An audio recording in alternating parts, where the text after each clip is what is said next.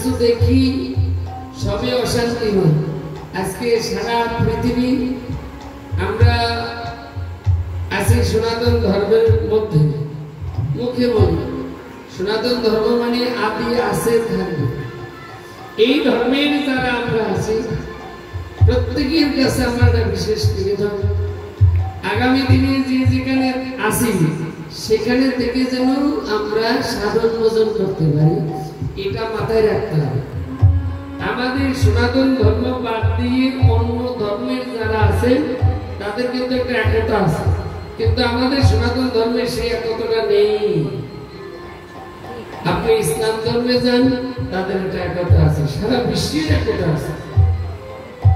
আপনি খ্রিস্টান ধর্মে যান, তাদের কিন্তু একতা আছে। আপনি বৌদ্ধ ধর্মে যান, সেখানে কিন্তু একতা আছে। কিন্তু আমরা সনাতন ধর্মের যারা আছি আমাদের মধ্যে সেই একতাটা নেই।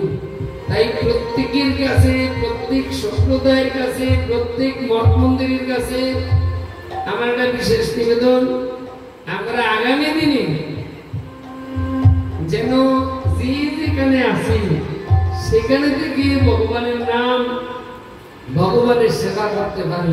কিন্তু আমাদের মধ্যে যদি একতা না থাকে তাহলে কিন্তু আমরা এই ধর্মের মধ্যে থাকতে পারবো না, অন্য ধর্ম আবার কিন্তু গ্রহণ করতে হবে। তাই প্রত্যেক মঠ মন্দির যত আমাদের সনাতন ধর্মের মধ্যে, কালী মন্দির, শীতলা মন্দির, মনসা মন্দির, ইস্কন মঠ, গৌরীয় মঠ, আমাদের জয়রাধে মঠ, প্রত্যেক মঠের শিষ্য ভক্তদের কাছে আমার করজোড়ে নিবেদন যে যেভাবে যে যেখানে আছি সেখানে থেকে আমরা একবদ্ধ হয়ে আমাদের ধর্মকে আমরা পালন করব। অন্যের ধর্ম তিনি পালন করবে, অন্য ধর্ম নিয়ে কোনো সমালোচনা নেই। যার যার ইষ্ট তার কাছে শ্রেষ্ঠ। তাই আমাদের উচিত, আপন গীতায় লেখা আছে, স্বধর্ম কল্যাণ করো, পরধর্ম ভয়াবহ। অতএব আমার ধর্ম কিভাবে আমি রক্ষা করব এই দায়িত্ব আমাদের সবার। এজন্যই প্রত্যেকের কাছে একটাই নিবেদন, প্রত্যেক সম্প্রদায়ের কাছে একটাই নিবেদন, সবাই এক হয়ে ইষ্ট আপন ইষ্ট দেবতার নাম করুন।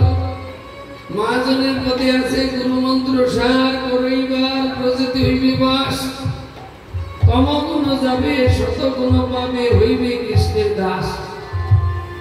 তাই না? যদি আমরা যার যার আপন আপন গুরুদেবের কথা মতো চলতে পারি তাইলে আমাদের মধ্যে কোনো দ্বন্দ্ব, কোনো হিংসা থাকবে না।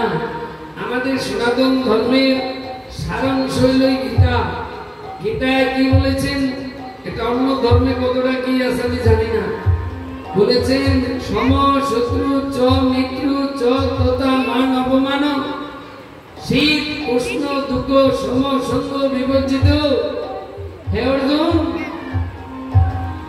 সম শত্রু চ মিত্র, তুমি বন্ধুকে যেরকম ভালোবাসবে শত্রুকে সেরকম ভালোবাসবে। দেখলেন আমাদের সনাতন ধর্মের লোক কোন ধর্মে আঘাত করছে আমি কিন্তু এখনো কানেও শুনিনি, চোখও দেখিনি যে আমাদের সনাতন ধর্মের লোক অন্য ধর্মকে আঘাত দিচ্ছেন সেটা সেটা না, এটা কখনো করেনি। তাই এই সনাতন ধর্মের সারাংশ হল গীতা। আর গীতায় ভগবান শ্রীকৃষ্ণ অর্জুনকে লক্ষ্য করে, কৃষ্ণ কৃপাল অর্জুনকে লক্ষ্য করিয়া জগতে রাখিয়াছেন উপদেশ দিয়া। কৃষ্ণ কৃপা করে অর্জুনকে লক্ষ্য করে জগৎবাসীকে উপদেশ দিলেন, অর্জুন উঠো, যুদ্ধ করো, নিজের স্বধর্ম পালন করবার জন্য যুদ্ধ করো, উঠো, জাগো। তাই আমাদের সনাতন ধর্মে যারা আমরা আছি আমাদের উচিত একটু জাগা, না হলে কিন্তু আমাদের এখান থেকে আমি যাবো কোথায়? তাই প্রত্যেকের কাছে, প্রত্যেক মঠ মন্দির, প্রত্যেক সম্প্রদায়ের কাছে একটা নিবেদন, আমাদের সনাতন ধর্মের মধ্যে স্বাধীনতা আছে। কি স্বাধীনতা আছে? কেউ কালী পূজা করেন, কেউ শীতলা পূজা করেন, কেউ মনসা পূজা করেন, কেউ বাধা দেন, কেউ সাকার, কেউ নিরাকার, যার যেটা ভালো লাগবে সে সেটাই গ্রহণ করবে। তাই না গো?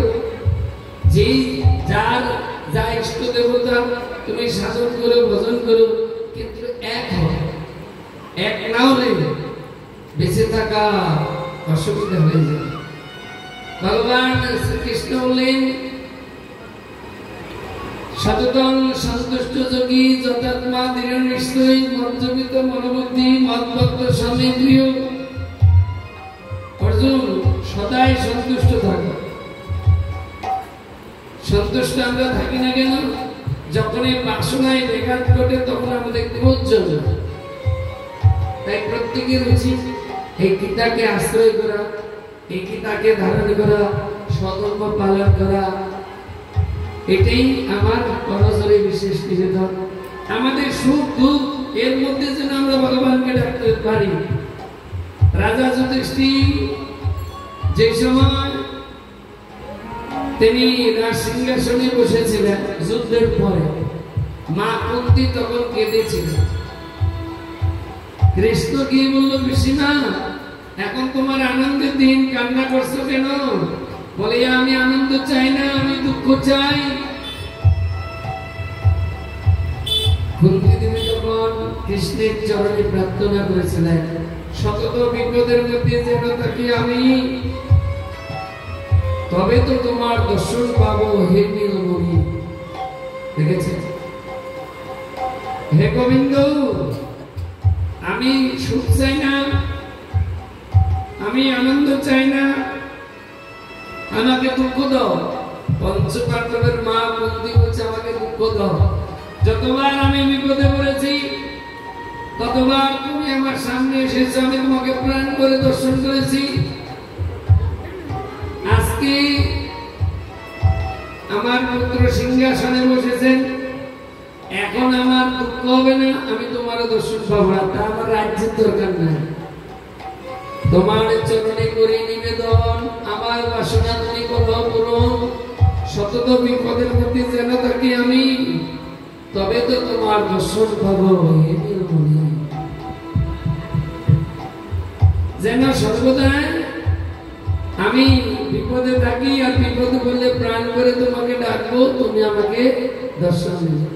কোন বাক্যে কোন জীবে যদি পায় তোমার দর্শন, সংসার যাতনা তার হয় বিমোচন।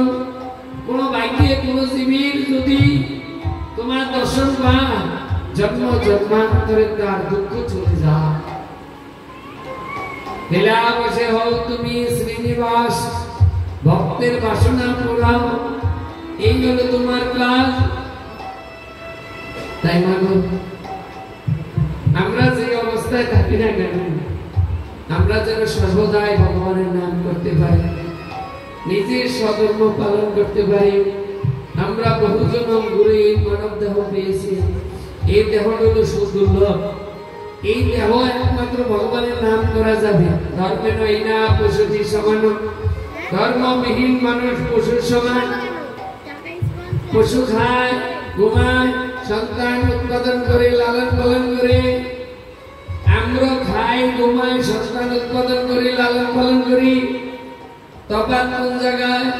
আমরা যদি মনে করি ভগবানের নাম করবো, আমরা করতে পারবো, কিন্তু একটা পশু পাখি কীট পতঙ্গ করতে পারবে না।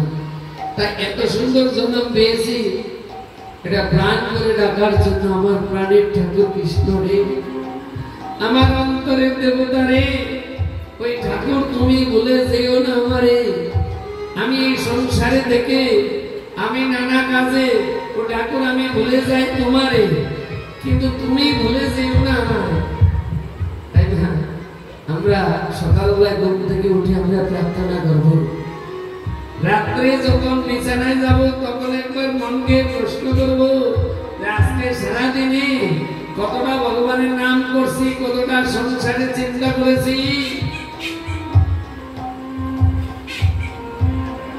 আমরা ভগবানকে ভালোবাসলে সকলকে আমরা ভালোবাসবো। আমরা ভগবানকে ভালোবাসতে পারি না বলে আমরা কাউকে ভালোবাসি না। স্বার্থে খুশি, সংসারে সুখ পাবে না, সংসার দিয়ে ঢুক। মন জোগাইতে পারলে তারা ভালোবাসে খুব। যতদিন ঘাটতে পারবে ততদিন সংসার তোমাকে ভালোবাসবে। যেদিন খাটতে পারবে না সেদিন এই সংসার আর কেউ ভালোবাসবে না। গোমাতা দেখেছো না? গোমাতা যতদিন দুধ দিবে দেখবে বিরাট আদর। যখন বয়স হয়ে যাবে, অচল হয়ে যাবে, তখন মালিক কসাইখানা খুঁজবে আমাদের বাংলা, এটা উত্তরপ্রদেশে। কারণ এটা একদম দুধ দিবে না, এটা তো অচল। সেমনি এই দেহটা যখন বার্ধক্য আমার এসে যাবে, তখন কিন্তু আর কেউ ভালোবাসবে না আমাকে, ওই বারান্দা রেখে দিবে। আর আমি যদি বাল্যকাল থেকে আমি হরির নামের অভ্যাস করি, তাহলে ওই অভ্যাসটা আমার দাঁড়িয়ে যাবে। নাম করতে করতে করতে করতে সময়টা পার হয়ে যাবে। তাই না আমরা এত সুন্দর জন্ম পেয়েছি শুধু সাধন ভোজন করবার জন্য। আর সাধন ভোজন করতে গেলে নিজের জায়গাটা ঠিক রাখতে হবে এবং সবাই আমাদের এক এক হতে হবে। আমাদের সনাতন ধর্মের মধ্যে আমরা যারা আছি, আমার মন যাকে ভালো লাগবে তার সাধনা আমি করব। কিন্তু এই ধর্মের জায়গায় যেন না রাজনীতি না আসে। এই যে আমরা এখানে সবাই এসেছি, বেশিরভাগ আমরা কিন্তু জোতা খুলে আমরা কিন্তু এই মন্দিরে আমরা প্রবেশ করেছি।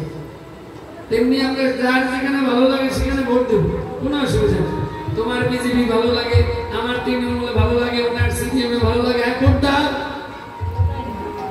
কিন্তু ধর্মের মধ্যে এগুলো আনবে না।